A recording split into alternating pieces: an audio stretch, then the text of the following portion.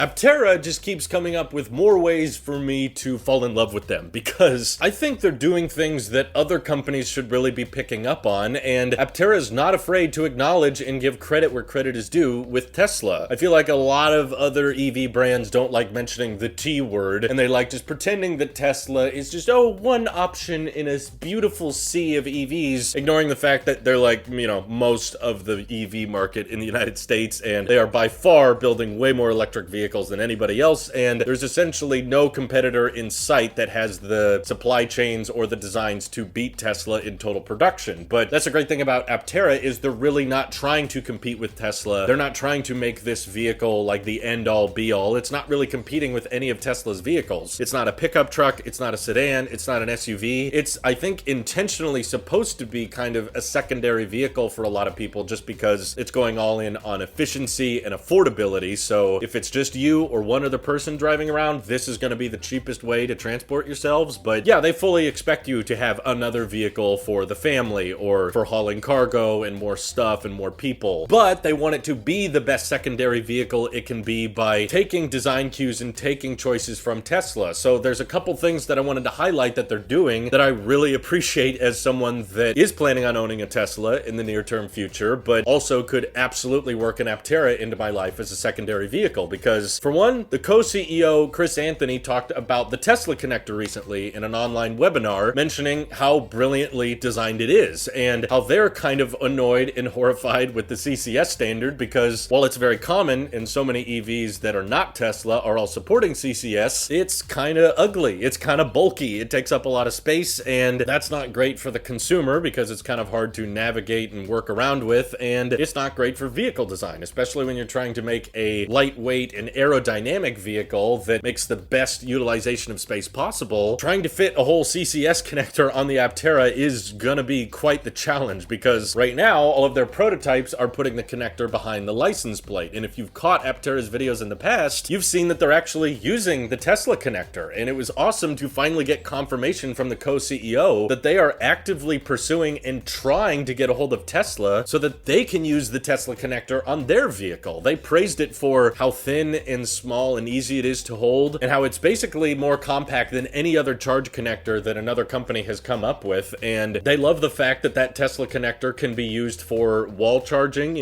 basic home charging, and also super duper fast charging at their superchargers. That works perfectly for Aptera because so many other EVs out there are trying to adopt this J1772 standard, but then you have to have this extra flap that opens up for the DC fast charging, and it's just this big clunky connector that honestly I don't think would fit on the Aptera very easily anyway. And I love that Chris brought up things that I bring up a lot of the time as well, which is that I know a lot of people that have not made the switch yet are confused. Why are there multiple standards? Why can't we all just agree on one? Partially it's the US government for not agreeing on a standard early enough, so we gotta blame them for that partially, but also I think it should be mentioned that Tesla is the most common connector out there. There's more superchargers than any other charge station, and there's more Teslas, at least in the United States, than any other EV, and it's not even close. It's like over 70% of EVs delivered are from Tesla, and with Giga Texas ramping up, I think that lead is just going to continue. So if we want to adopt all EVs to one standard, switching to the Tesla connector would probably be easier, even though the US government doesn't want to play with Tesla and there's politics involved, so that's probably not going to happen. But I'm all in favor of third-party EVs saying, hey, if we're just starting up now and we haven't begun deliveries yet, we want to adopt the superior charge connector, which is the Tesla one, because it's thinner, it's more compact, it supports a very wide range of charging speed, and it would have access to the largest charging network. So you wouldn't have to bring an inevitable adapter or wait for Tesla to start building out supercharging stations with CCS connectors, which Elon and Tesla on earnings calls have said they eventually want to roll that out, but it's not going to happen overnight with tens of thousands of superchargers here. It's going to be a while before they actually add CCS to all of these things, or maybe it will only be added to new superchargers moving forward, but the pre-existing supercharger network might just all stay for Tesla connectors. But if Tesla has said time and time again they're very comfortable opening up the charging network, and they're already starting to do that in Europe in many places, why not start allowing these younger third parties that are not going to be building at massive volume? Aptera just surpassed 25,000 reservations, and I'm sure it's going to take years before they can meet all of those. So it's not going to overwhelm the supercharging network. And the other great thing thing about Aptera is their battery packs are very, very small, so they don't even really need to charge very long in order to get a decent amount of their range back. So I think Tesla should absolutely welcome Aptera to the supercharging network and using the Tesla connector, because it's not going to be a huge burden to them. There's not going to be that many Apteras on the road. For one, because a lot of people will charge them just exclusively via solar on board the vehicle, which should grant you over 40 miles of range per day. So the number of people that actually need to supercharge will probably be pretty low. And there's just not that many of them in the first place. And again, it's not really a competitor. I don't think there's that many people that are going to cancel their Model 3 order in favor of a two-seater, three-wheeled vehicle that doesn't have autopilot and, you know, all of the conveniences of a mid-size luxury sedan. So seriously, I really hope Tesla throws them a bone here, because Aptera is just openly saying, yeah, Tesla made a better port and we think we should use it. The other thing they're doing that I haven't seen any other EV brand, startup or legacy auto, talk about is structural battery packs. They've announced a partnership with Eve, developing 2170 nickel manganese cobalt batteries, which have some of the highest energy density in the industry. And Aptera has now said they're going to be structural to the Aptera's design, which saves on weight, simplifies the manufacturing process, and basically provides all of the advantages Tesla talked about at Battery Day. No one else has talked about doing structural battery packs aside from Aptera now, which says they want to bring that into production for their first generation Aptera, which is going to be a 41 kilowatt hour battery pack with around 400 miles of range and still starting at like $30,000. It's this incredible miracle of efficiency and affordability and range, and the fact that they're already taking design cues and learning from Tesla and applying that to their product is awesome to me. And I think more companies should step up on that, because the sooner you realize that, hey, Tesla's been building EVs for a while and they might have some things figured out when it comes to simplifying design and figuring out how to manufacture things at scale. That's why they have such a competitive lead. You know, there are many auto companies that have been around much longer than Tesla, in fact, building electric vehicles longer than Tesla, but they still haven't caught up to Tesla in deliveries or profitability. And it's because of the mistakes and the learnings they found in ramping up electric vehicles. And it's important for these other electric vehicle startups going through the recession and going through the chip shortage and supply chain issues and taking cues and saying, what can we learn from Tesla? What can they tell us to take to heart when mass producing our electric vehicle? And I can already see Aptera is paying attention to that by making their body design as simple as possible and having as few parts as they can, by making the battery pack structural, by removing things that don't need to be there, even if that involves the fourth wheel. If that helps with aerodynamic efficiency, then it's worth it. And I wish more EV brands would just be open and honest about that and say, yeah, Tesla has some good ideas and we're going to implement those into our vehicles, instead of, yeah, what do they know? We're going to beat Tesla by coming up with a more luxurious interior or pushing more battery packs in our vehicle so that the design isn't as aerodynamic, but the range is still good, but that's going to substantially slow down how many you can build and how profitable your brand is. So hopefully none of these startups go bankrupt, but I think Aptera is making the right choices, especially choosing to work with Sandy Munro, who is awesome. Check out Munro Live if you haven't already, because their breakdowns are so in-depth and they have so much experience with mass producing vehicles, and the fact that Aptera chose them to help bring their vehicle to mass production, I think says a lot about how wise they are with this ramp-up process. So I also love the fact that Aptera is not trying to distract themselves with multiple models. You know, Rivian is already facing all kinds of production issues because they're trying to ramp the delivery van, the pickup truck, and the SUV all at the same time. Canoo is talking about their multi-purpose delivery van, their lifestyle vehicle, and they're talking about doing more sedan type stuff in the future. It's just getting so complicated, whereas Aptera is just like, this is what we're making. The most efficient vehicle possible, 3 wheels, 2 seats, that's it. Let's focus on that. They're not trying to unveil any new designs in the meantime, working on secondary prototypes to boost their evaluation. They're just like, nope, we're gonna go all in on this design right now, and once we bring that to market, maybe they'll work on like a 4-seater, 5-seater electric sedan that's way more efficient in the future. We'll see. But I appreciate Aptera's extreme focus on what they want, and from taking design cues from Tesla. I think that's the right way to go. So if there's other design cues from Tesla or things you think they could learn, feel free to let me know what you're thinking down in the comments below. And thanks again to everybody supporting the channel over on Patreon. Seriously, helps us out a ton, as does just watching these videos. So thanks again, and have an excellent rest of your day.